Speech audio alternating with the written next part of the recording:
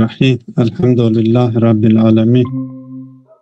Ve salatu ve selamu ala seyyidina ve nebiyyina Ebil Qasimil Mustafa Muhammed ve alihi tayyibin tahirin ve ashabihil muntecebin. Siz lütuf edip sessize alırsanız iyi olur. Bu taraftan ses gelmesin. Hop. El faslu rabi aşer fil alemil madiyyi ve huve alemul meşhud. Ve huve alemul meşhud. Enzelu meratibil vücudi ve ahassuha. Hop, biz bu üç alemden son alemin açıklamasına geldik. Demişti ki Allahu Teala'nın yaratıkları zatından ayrı ve zatından ayrı olan fiilini değerlendirdiğimiz zaman üç merhalede fiilini değerlendiriyoruz. Okul meselesi, okul merhalesinde, misal merhalesinde ve madde alemi. Üç genel alem, üç külli alem söz konusudur.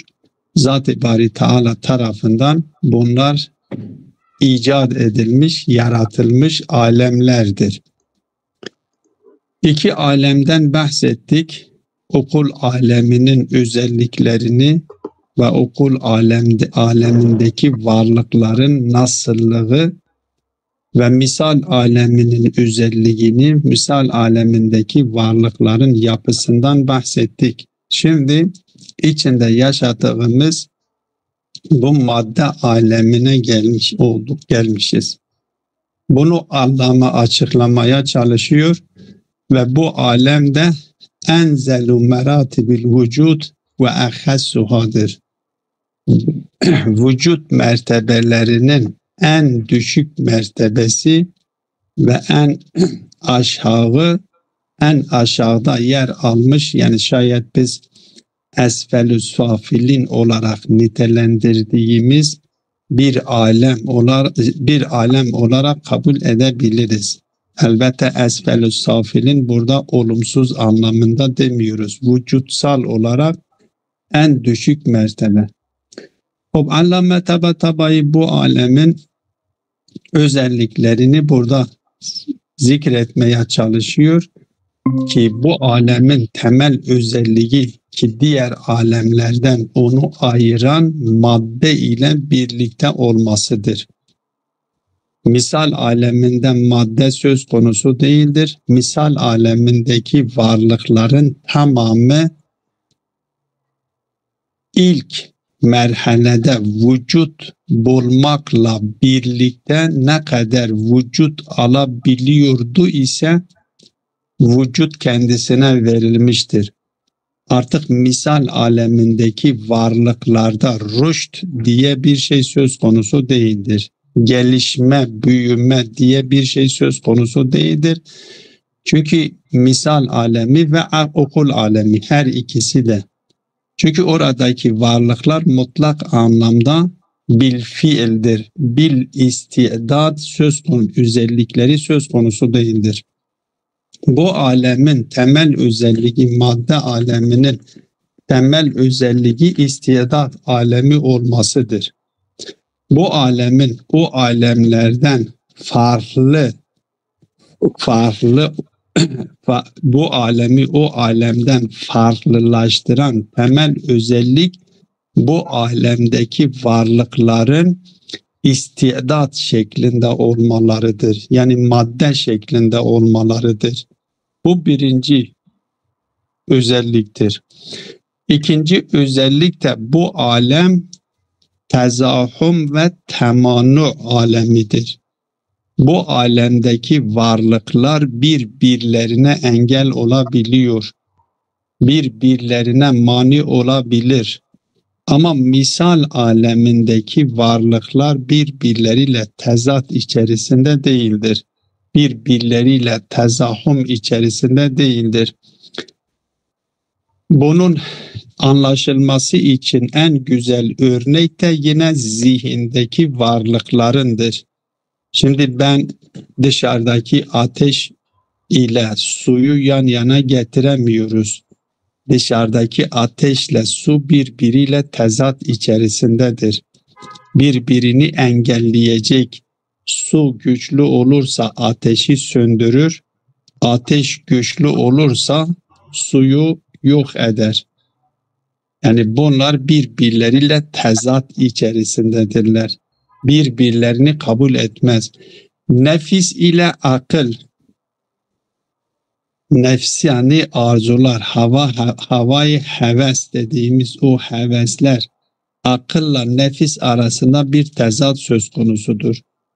Nefis, aklın tespitleri doğrultusunda hareket ederse o zaman saadete gider.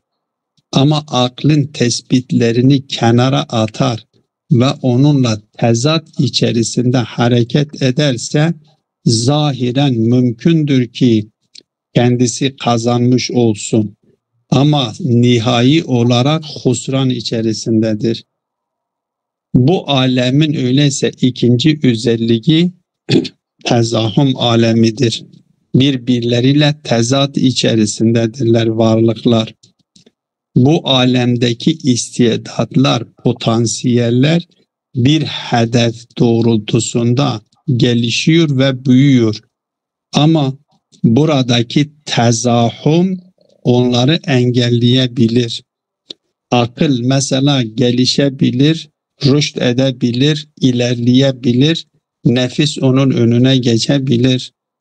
Havai heves ön plana çıktığı zaman nefsi aklı kuşatarak aklın rüştünün önüne geçebilir.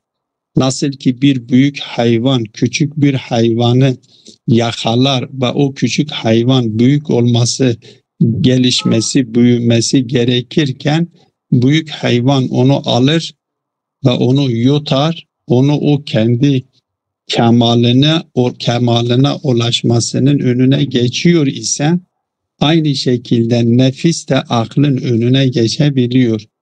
Veyahut da gaflet, insan gaflete düşüyor, gaflet insanı geride bırakabiliyor, insanı husrana itebiliyor. Bu alemdeki varlıkların özelliği budur, birbirleriyle tezat içerisindedirler. Belki şayet bunu ahlaki olarak şöyle de diyebiliriz. Bu varlık bu alemde, madde aleminde, cismani alemdeki varlıklar bencildir. Herkes diyor ben. Başka bir varlığı kendisi için kurban edebiliyor. Yok edebiliyor. Ama misal alemindeki varlıklarla okul alemindeki varlıklarda böyle bir özellik söz konusu değildir.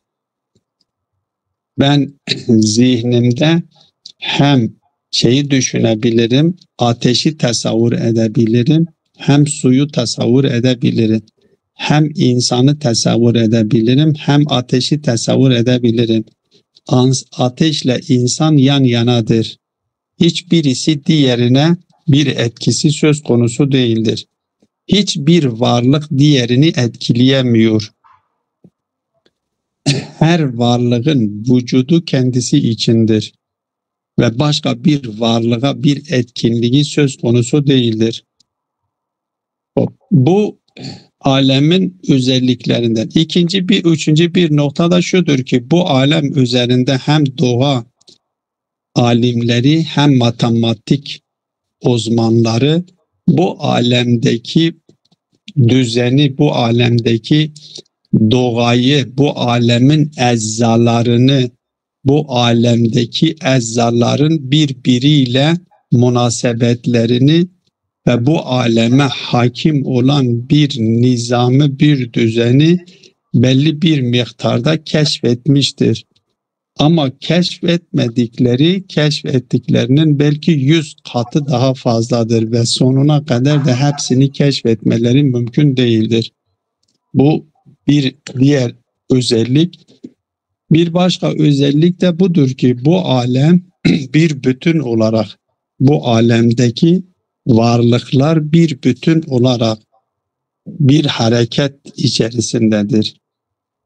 Belki şöyle de diyebiliriz, bu alem bağlamında iki tane hareket söz konusudur. Bir hareket bu alemdeki varlıkların tamamını kuşatmış, bir bütün olarak hareket halindedir. Ayı, güneşi, göğü, yıldızları, yer ve göklerdeki yerdekiler, göklerle yerler arasında her ne varsa, göklerin kendisi hareket halindedir. Göklerde her ne varsa hareket halindedir. Yerdekiler hareket halindedir. Yer üzerinde her ne varsa hareket halindedir. Bu ikisinin arasında her ne varsa hareket halindedir bir bütün olarak. Bir bütün olarak bunlar hareketi cevheriye deniliyor. Kendisi cevher olarak hareket halindedir ve o arezlerin hareketi de bu cevherin hareketine tabidir. Cevherinde, hakikatinde hareket söz konusu olduğundan dolayı arezler de hareket halindedir. İkinci bir hareket de her varlığın kendisine özgü bir hareketi söz konusudur. Mesela cemaat kendisine özgü bir hareketi söz konusudur. Biz onu fark etmiyoruz ama hareketi nebatiyeyi fark ediyoruz. Hareketi hayvaniyeyi fark ediyoruz. Hareketi insaniyeyi fark ediyoruz. Bitkilerdeki hareket, hayvanlardaki hareketliliği, büyüme ve gelişmeyi, insanlardaki hareketliliği biz fark ediyoruz. Bu da ikinci bir hareket. Yani bu alemde var olan varlıklar bir bütün içerisinde hareket ettikleri gibi her varlıkla kendisine özgü bir hareketi de söz konusudur. Ve bunların hepsi bir amaç doğrultusunda, bir hedef doğrultusunda hareket ediyor ve o amacına, o son nihayet varılmaları gereken noktaya varılmadıkça bu hareket devam ediyor. Ki Allame burada işaret ediyor, onların son nihai varabilecekleri hedef nedir? Mücerred alemine dönüşmeleridir. Mücerred alemine tam bir fiile dönüştük. Yani istidatlar, kendilerindeki istidatlar bil fiile dönüştükleri zaman, nasıl ki insanın kendisine ait bir ömrü vardır. İnsandaki harekete ben işaret edeyim. Madde alemindeki, dünyadaki hareketi de bu şekilde değerlendirebiliriz. İnsan ile ruh bir ilişki içerisindedir. Ruh ile beden birbirleriyle birleştikleri zaman ruhta bir potansiyel meydana geliyor ve bedende de bir potansiyel meydana geliyor. Bunların eceli müsemması nedir? Bunların eceli müsemması bu iki varlığın, bu iki boyutun yani ruh ve bedenin barındırdığı o potansiyellerin fiiliyata geçirmeleridir. Bunlar sahip olmuş oldukları bu potansiyeli fiiliyata geçirdikleri zaman artık bedenle ruh arasındaki ilişki tamamlanıyor, bitiyor. Ve bittiği zaman bunlar birbirinden ayrılıyor. Artık ne bedende bir potansiyel kalmış, ne ruhta bir potansiyel kalmış. Her ikisi kendi potansiyellerini fiiliyata dökmüşler, fiiliyata geçirmişler. Ya zayi ederek fiiliyata geçirmişler yahut da gerçekten onlardan istifade ederek fiiliyata geçirmişlerdir. Bunların bu potansiyellerinin fiiliyata geçmesiyle onların eceli müsemması doluyor ve birbirinden ayrılıyor. Artık başka bir aleme göç etmek zorunda kalıyor. Bu madde alemi de öyledir. Bir potansiyel taşıyor, bir istidat taşıyor. Bu istidat, mesela farz edelim bu madde alemi kaç tane insan üretebiliyor? Kaç tane varlık üretebiliyor? Kendisinde kaç tane insan potansiyelini insanı örnek veriyorum. Diğer varlıkları da bununla mukayese edebiliyoruz.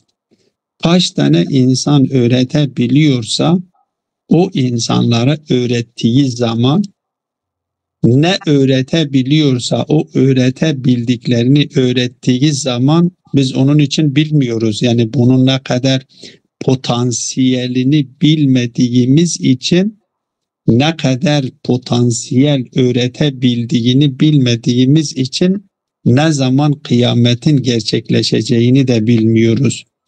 Ama bu potansiyellerinin tamamını fiiliyata geçirdiği zaman kıyamet gerçekleşiyor. Veyahut da şöyle de bir durum da söz konusu olabilir. İnsanlar gayrimeşru olarak bu alemde tasarruf ediyor. Allah'ın istediği şekliyle değil, kendi hava hevesleri doğrultusunda bu alemde tasarruf ederek bu alem artık dayanılmaz hale gelir. Nasıl ki bir beden başka birisi tarafından darp edildiği zaman artık o darp edilmekle kendisi artık bir düşmüş ruhu kabul edebilecek potansiyel kendisinden alınıyor ve erken gidiyor. Bu madde aleminde de insanlar gayrimeşru tasarruflarıyla bu alemi artık yaşanabilir olmaktan çıkarabilirler. Böyle bir durum da söz konusu olabilir. O zaman mesela kıyamet kopması söz konusu olabilir. Yani potansiyellerin ya heder edilmesiyle yok edilerek veya potansiyellerin fiiliyata geçirerek bu potansiyellerin tamamlanması. O zaman artık kendisi hareketten duruyor. Yoksa o hareket devam ediyor. Bu dünyanın içinde yaşadığımız madde alemin temel özelliklerindendir. Bir son nokta da Allame burada şu noktaya da işaret ediyor. Bu hareket halinde olan bir bütün olarak hareket halinde olan ve bundaki her varlığın kendisine özgü bir hareket içerisinde olması diyor ki zati itibariyle zaten bu illeti tarafından bu şekilde yaratılmıştır. Yani sabit olan bir illet tarafından mutaharrik zati itibariyle mutaharrik olan varlığı icat etmiştir.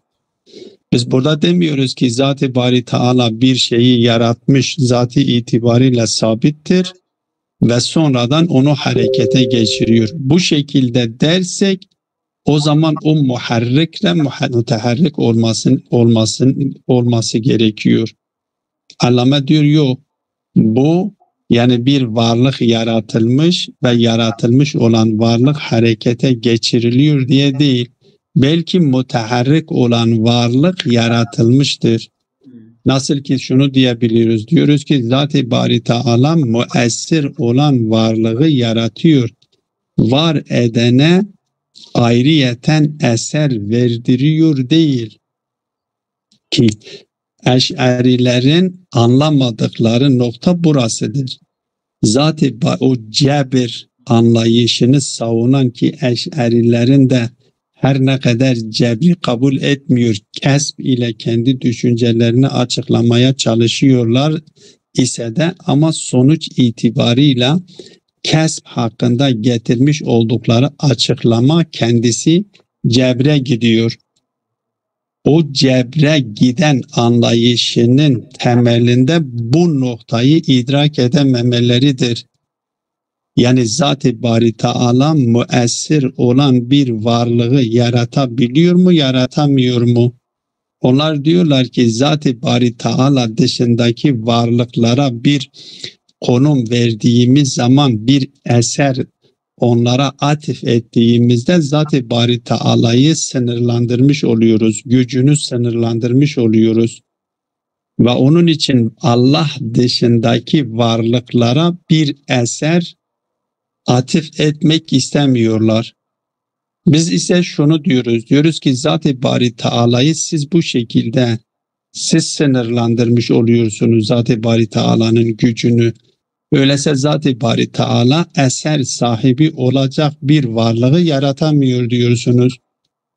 Zat-ı Bari Teala nasıl ki müteharrik olan varlığı yaratmıştır, akılları yaratmış, akıllar üzerinden misal alemi üzerinden müteharrik olabilecek varlığı yaratmıştır.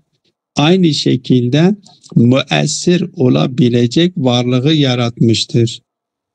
Dolayısıyla o sabit ile mütegayyir arasındaki ilişkinin anlaşılmayacak duruma düşmüyor. Çünkü felsefeciler arasında bu ciddi bir meseledir. Kelamcılar arasında sabit ve mütegayyir ilişkisi. Bu sabit ve mütegayyir ilişkisini de daha önceki konularda da biz madde konusunu işlerken de bunu açıklamıştı Allame. Orada da bir müteharrik varsa muharrik de olması gerekiyor. Eğer müteharrik zatından müteharrik değilse o zaman o muharrik de müteharrik olması gerekiyor. Ta bir noktaya götürdü, Allame bir noktaya götürdü ki bir o muharrik olan mutaharriki yaratıyor. Öyle bir varlığı yaratıp da onu harekete geçiriyor değil. Belki zatında hareket olan varlığı icat ediyor. Zatında hareket olan varlığı icat ettiği zaman öyleyse sabitle o mutaharrik arasındaki münasebet anlaşılır duruma geliyor. Allame onun için burada diyor ki buradaki cail sabittir. Cealel müteceddide o müteceddidi ceal etmiştir. Öyleyse bu alemdeki bir diğer özellik nedir? Mutaharriktir, hareket ediyor ve bunun hareketi de caili olan, gayri mutaharrik olan bir varlığa nispetlendirilebiliyor. Allame bunları burada açıklamaya çalışıyor. الفصل الرابع عشر في العالم المادي وهو العالم المشهود أنزل مراتب الوجود وأخصها. Bu vücut mertebelerinin en düşüğü, en aşağı mertebesidir. Ve yetemeyyezu min gayrihi bi taalluqi suveril mevcudeti fihi bil madde. Ve bu alem diğerleriyle farklılığı, o diğerlerinden bunu ayıran temel özellik nedir? Buradaki suretlerle birlikte maddenin olmasıdır. Burada her madde, her sureti tasavvur ettiğimiz her suretle birlikte bir madde söz konusudur. O madde yani istidat ki sürekli de konular içerisinde biz örnek veriyorduk. Diyorduk toprak. Toprak suret-i nu'iyedir. Zaten suret-i nu'iye ile bunlar belirginleşiyor. Suret-i cismiye eb'ad-ı selasedir, mübhemdir, belli değildir. Suret-i nu'iye ile bunlar belirginleşiyor. Toprak sureti, mesela diyoruz ki bu toprak suretinde ot suretini alıyor. Ot suretini aldığı zaman orada yine bir potansiyel vardır. O yemeğe dönüşüyor, yemek yiyiliyor, nutfeye dönüşüyor. Nutfe suretini alıyor, nutfe ile birlikte yine madde vardır. Alakaya dönüşüyor, alaka suretini aldıktan sonra yine kendisinde madde vardır. Mudgaya dönüşüyor, mudga suretini aldığı zaman yine madde vardır. Bu şekilde devam ediyor. Yani her suretle birlikte bir madde söz konusudur. Ama misal alemindeki varlıklar böyle değildir. Okul alemindeki varlıklar böyle değildir. Ve yetemeyyezu min gayrihi, bu alem kendisi dışındaki alemlerden ayrılıyor. Bir taalluqi suveril mevcudeti fihi bil maddeti, madde vardır kendisinde. Bu alemde mevcut olan suretlerle birlikte madde söz konusudur. Ve irtibatiha bil kuvveti vel istidadi. ve bunun kuvve ve istidatla irtibat içerisinde olmasıdır. فَمَا مِنْ مَوْجُودٍ ف۪يهِ اِلَّا وَآمَّةُ كَمَالَاتِهِ فِي اَوَّلِ وُجُودِهِ بِالْقُوَّةِ. Bu alemdeki varlıkların tamamında öyledir. Bu alemde hiçbir varlık yoktur ki o varlığın sahip olacağı bütün kemalatları onun ilk varlığında kuvve şeklindedir. Ama misal alemindeki ve okul alemindeki varlıklar tam bunun zıddıdır. Fi evveli vücudihi bil fiildir. Burada biz diyor فَمَا مِنْ مَوْجُودٍ ف۪يهِ اِلَّا وَآمَةُ كَمَالَاتِهِ. Yani buradaki bu mevcudun bütün kemalatları, kendisi için tasavvur edilebilecek bütün kemalatları fi evveli vücudihi bil kuvvedir. Ama misal ve mücerred aleminde fi evveli vücudihi bil fiildir. Bil kuvve diye bir şey söz konusu değildir. Buradaki bil kuvvedir. Thumme yahrucu ilel fiiliyeti bin nev'in minet tedrici vel hareketi. Tedrici bir şekilde bunların hepsi ne yapıyor? Fiiliyata geçiyor. Ve rubbema aqahu min zalike aikun. Elbette bazen de bazı engeller, bazı maniyeler bu kuvvetlerin fiiliyata geçmesine engel olabiliyor. Farz edelim bir adam buğday ekmiş, tarlasına buğday ekmiş ama o sene yağmur o kadar fazla yağıyor ki toprağın altındaki daneler hepsi çürür gider. O toprağın altındaki daneler bir potansiyel taşıyordu. Onlar buğdaya, nebata dönüşüp ve o nebatla birlikte tekrar buğday üretebilirlerdi. Ama yağmur o kadar yağıyor ki o toprağın altındakiler hepsi çürüp gider. Bak engel oldu. Bir hayvanın çocuğu doğar, büyüyecek. Başka bir hayvan gider onu onu öldürür, yer. Artık o engel olmuş oldu. Yahut da insandaki akıl, nefis ön plana çıkacak. Bu akıl rüşt etmesi gerekiyorken Allah'a itaat ederek Allah'ın emirleri doğrultusunda, yaratıcısının emirleri doğrultusunda hareket etmesi gerekirken nefis tarafından kuşatılıyor, sonunda onu husrana götürebiliyor. Yani bir engel söz konusu değildir. Fel alemu alemu tezahümü ve temanu. Bu alem tezahüm ve temanu meselesidir. Çünkü bu alemdeki varlıklar birbirini etkileyebiliyor. Ama misal alemindeki varlıklar birbirini etkilemiyor. وَقَدْ تَبَيَّنَ بِالْأَبْحَاثِ الطَّبِيعِيَّةِ وَالرِّيَاضِيَّةِ إِلَى الْيَوْمِ شَيْءٌ كَثِيرٌ مِنْ أَجْزَاءِ هَذَا الْعَالَمِ. Biz doğa bilimcileri ve matematik bilim uzmanları bu alemin varlıklarının bir kısmını keşfetmişlerdir. Eczalarını keşfetmeye çalışmışlardır. Evet min eczai hadal alemi vel avdai vel nisebilleti beyneha. Bu eczaların arasındaki nispetlerini, münasebetlerini de keşfetmişler. Ve nizamil hakimi fiha. Ve lealle ma huve meçhulun minha ekteru mimma huve ma'lum. Elbette bunlar bir kısmını, bu alemdeki eczaların bir kısmını keşfetmişlerdir. Birçoğunu keşfedememişlerdir. O keşfetmiş oldukları eczalar arasında bir münasebetlerinin nasıl olduğunu keşfetmişlerdir. Ama birçoğunu da keşfedememişlerdir. Bu eczalara hakim olan düzeni de bir kısmını keşfetmişlerdir ama birçoğunu daha keşfedememişlerdir. Ve hadal alemu bimma beyyene eczahu minel irtibatil vücudiyyi vahidun seyyalun fi zatihi. Ama bu eczalar, bu alem ki eczalardan oluşmuş ve bu eczaları arasında da vücutsal bir irtibat da söz konusudur. Yani birbirlerini etkileyecekler, hem olumlu hem olumsuz bir şekilde kendilerini etkileyebildikleriyle beraber ama tektir, bir düzen içerisinde zati itibariyle bir bütün olarak seyyaldır, hareket halindedir. Mutaharrikun bi cevherihi, kendi cevheriyle hareket halindedir. Ve yetba'uhu a'raduhu, ona arız olanlar da bu harekete ona tabi oluyorlar.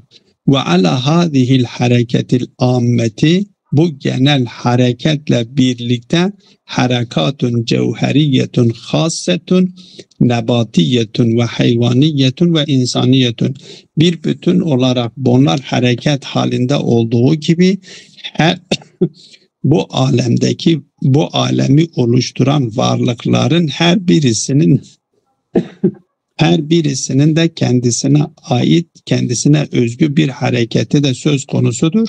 Ki burada 3 tanesinden örnek veriyor. Nebatın kendisine özgü, bitkilerin kendisine özgü bir hareketleri vardır. Hareket-i cevheriyesi. Hayvanların kendisine özgü bir hareketleri söz konusudur. İnsanların kendisine özgü bir hareket söz konusudur. Onun için hareketül nebatiye, hareketül hayvaniye ve hareketül insaniye şeklinde bunlar kısımlandırılıyor. Vel gayetul leti taqifu indaha hadihil hareketu hiye tecerrudu tamu lil mutaharrik. Burada da bu son amacını, hedef nereye doğru hareket ediyorlar?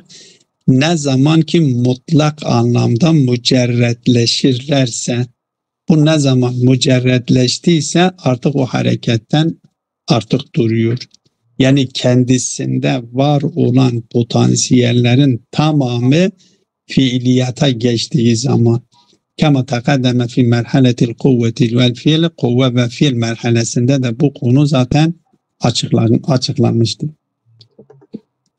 وَلَمَّا كَانَ هَذَا الْعَالَمُ مُتَحَرِّكًا بِجَوْهَرِهِ سَيَّالًا فِي ذَاتِهِ كَانَتْ ذَاتُهُ عَيْنُ التَّجَدُّدِ وَالتَّغَيُّرِ. Burada işte o sabitle mütegayyir arasındaki ilişkiye işaret ediyor. Bu alem müteharriktir, cevheriyle seyyaldır, zatında müteharriktir. O zatında cevheri, zati itibariyle müteharrik olduğu için kâne zâtuhu aynü teceddüd ve tegayyür. Onun varlığı teceddüd ve tegayyürdür. Yani mesela biz burada sıfatla mevsufu birbirinden ayırt etmiyoruz. Sıfatla mevsuf, yani müteharrikle harekeyi birbirinden ayırt etmiyoruz. Hareketin kendisi müteharrikin kendisidir. Mesela biz burada cismi vasıflandırdığımız, beyazlıkla vasıflandırdığımız zaman cismin vücudu kendisine aittir. Beyazlığın kendisine aittir. Bu beyazlığı götürüyoruz, cisme arız ediyoruz. Cismin zatında beyazlık yok. O beyazlığı kendisine arız ediyoruz ve diyoruz beyazdır. Bu şekilde değildir. Cismin zatında beyazlığın olması gibidir. Burada bir varlık vardır ve bir de hareket vardır. Bu hareket ona arız oluyor değil. Belki varlığın kendisi hareketin kendisidir. Teceddüdün kendisidir. Tegayyürün kendisidir. Ve bidalike sahha isnaduhu ilel illeti sabiteti. Bundan dolayı biz sabit olan bir illete nispetlendirebiliyoruz. Yani o sabit olan illet mütegayyir olanını mütegayyir olarak, müteceddit olanını müteceddit olarak icat etmiştir. Fel ca'ilu sabitu ce'alel müteceddide. Yani o sabit olan cail o müteceddidi ceal etmiş. Yani müteceddidin kendisini ceal etmiştir. La ennehu ceale şey'e müteceddiden. Bir şeyi müteceddid yapmıyor. Yani teceddüd burada sıfatla mevsuf birbirinden ayrı değildir. Sıfatla mevsuf bir hakikattir. Nasıl ki biz Zat-ı Bari Teala'nın sıfatları zatının aynısıdır diyor isek, burada da hareket bu varlığın zatının aynısıdır. La ennehu ceale şey'en müteceddiden hatta yelzeme mahzuru isnadil mütegayyir ile sabit. O zaman eğer bu hareket o şeyden ayrı olmuş olsaydı ve onu hareketlendirmiş olsaydı, o zaman o sabitin bunu hareket etmesini nasıl gerçekleştirme sorunu ortaya çıkacaktı. Böyle bir şey söz konusu değildir. Ve irtibatel hadisi bil kadimi, hadisin kadimle ilişkisi nasıl açıklanılabilir sorusu ortaya çıkacaktır. Onun için fel cailu sabitu cealel müteceddidedir. Ki böyle bu da bu soruna neden olmuyor. Bu şekilde Allame bu alemi de tamamlamış oldu ve Allame son olarak diyor ki bu kitabı biz elhamdülillahi ve vaka'al firagu min te'lifihi fil yevmi tabi min şehri recep min şuhuri seneti 1390 1390'da Hicri Kameri'de Recep ayının 7'sinde kitabı tamamlamış. Biz de bu dersimizi Hicri Şemsi olarak 7 Ferverdin 1404, Hicri Kameri olarak 27 Ramazan 1446, miladi olarak da 27 Mart 2025 Perşembe gününde tamamlamış olduk. Hepinizden Allah razı olsun. Ve özellikle Ağay Şakir Hoca'dan teşekkür ediyoruz. Kendisinin ısrarıyla biz bu kitabı bitirebildik. Hepinizi Allah'a emanet ediyorum. Rabbim hepimizin akıbetini hayretsin.